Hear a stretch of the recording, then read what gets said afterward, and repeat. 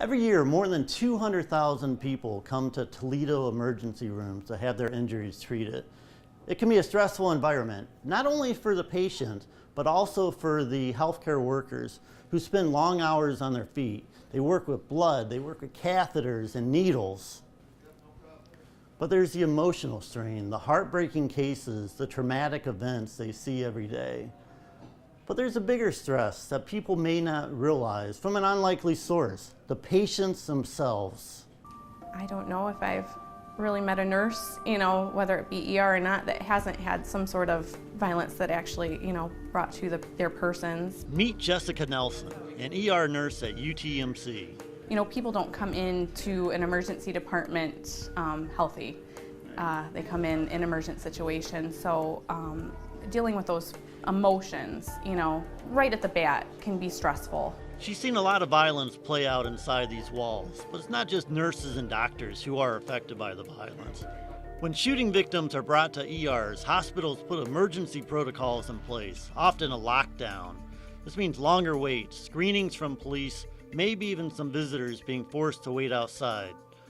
What is clear is that patients pay the cost when trouble comes to the ER. Some patients are traumatized to the point that they simply walk away without treatment. Others spend long hours waiting to be helped. If there's a situation that requires, a handful more, that's taking, the time, it takes the time away from patient care. I talked to a number of healthcare workers with experience in local ERs, and the responses were unanimous. ERs are a dangerous place to work. Through November, Toledo police had responded to ERs at UTMC, Toledo Hospital, and St. Vincent more than 350 times. Some of the visits were to interview suspects or witnesses, but other calls involved assaults or even fights breaking out in the waiting room. Working in the emergency department can be a stressful and sometimes even dangerous situation, and we do experience a share of violence in the emergency department related to situations that often present as emergent medical conditions into the emergency department. According to the Bureau of Labor and Statistics, intentional injuries against hospital workers have increased nearly 50% between 2011 and 2016, from 6.4 per 10,000 workers to 9.0 per 10,000. So the violence, I mean, it definitely is here, without a doubt. There's some scary close call situations many times. I've never had to press any charges. I've been swung at and scratched and hit. Toledo is not unique. Violence is on the rise in ERs across the nation. According to an October report from the American College of Emergency Physicians, nearly half of the doctors polled have been assaulted at work, and 70% of emergency room doctors say violence in ERs is increasing. And of those 70%, 80% of them say violence is increasing to the point that it actually affects patient care. So what is driving this increase in violence? Experts point to a couple of reasons. First, the opioid epidemic. And then psychiatric and demented patients are being treated in the ER first before being processed into the hospital. Long waits create frustration. People are bringing in concealed guns or other weapons. And gang violence. Simply, there's a turf war that might break out in the ER itself. Violence does get taken out on us, but unfortunately, it sometimes can be part of the job. Because I thought that I was almost going to die.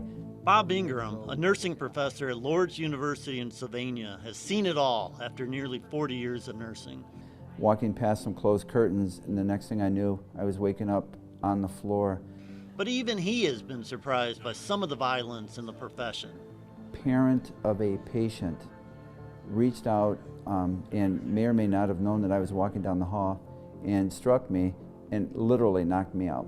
At 5 p.m., a WTOL investigation uncovered some of the violence that takes place in area emergency rooms and how that violence affects not only patients but also healthcare workers. According to the Department of Labor, registered nurses are the second most popular profession for women. I talked to numerous nurses for this series, and there's a darker side to the profession, the violence. A lot of the violence and the crime in our communities are finding its way into the hospital setting. So the nurses are facing a lot of dangers that they would have if they were out in other positions with the public. There are roughly 120,000 ER nurses in the U.S. Triage is Kevin. According to a survey by the Emergency Nurses Association, 54% of those nurses reported being victims of violence in the past 7 years. But no one believes that's actually the true number. It's likely much higher because many of the nurses or healthcare workers just don't report the violence that they experience at work. That they need to learn to develop a situational awareness has been referred to before, but that is crucial. You can't daydream in nursing. You have to constantly be thinking about what's going on. But what do current and future nurses need to know to protect themselves on the job? We talk about the STAMP protocol, S-T-A-M-P. I wrote it down: staring inappropriately, verbal tone, anxiety, verbal outward signs of anxiety, mumbling and pacing. We know that these have been proven to be indicators that lead to violent behavior.